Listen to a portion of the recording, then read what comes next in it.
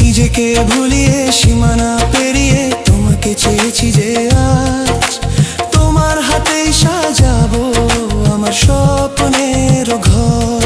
আমি তোমার প্রেমে পড়ে দুনিয়া ভুলে গেছি।